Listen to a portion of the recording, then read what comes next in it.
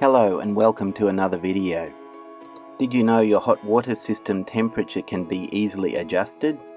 Recently a friend asked me to help increase his hot water temperature, so I did some research. Today we'll discuss some critical safety issues and why you should probably not mess with it if nothing's wrong. I'm no expert here.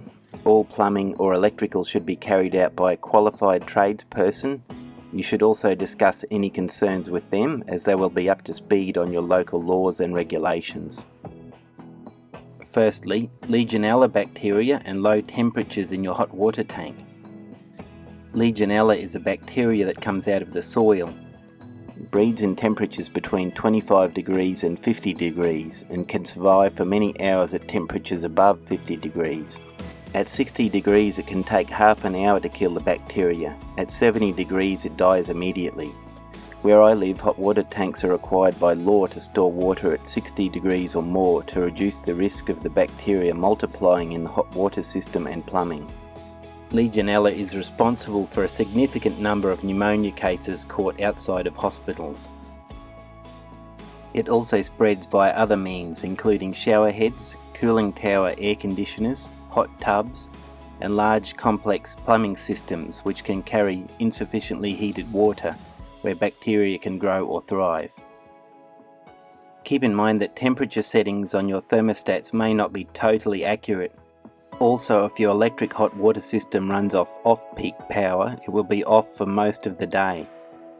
If you're considering saving money on electricity or gas bills by lowering the water temperature, you're also increasing the risk. High temperatures and burns. This is not just an issue on plumbing systems that don't follow code. 10 degrees can be the difference between a safe contact time and third degree burns. You can get third degree burns at only 50 degrees for 5 minutes. At 60 degrees it can take just 1 second for a child to get third degree burns.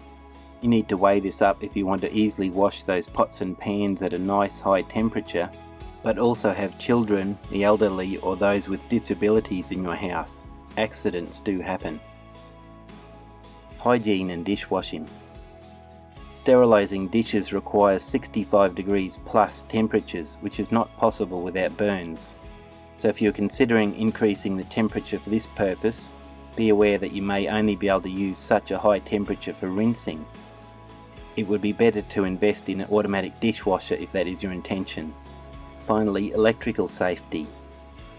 Turn off the switch. If it's not labelled correctly, turn off the main switch. Don't just assume it's off peak and the power will be off. Also, respect life.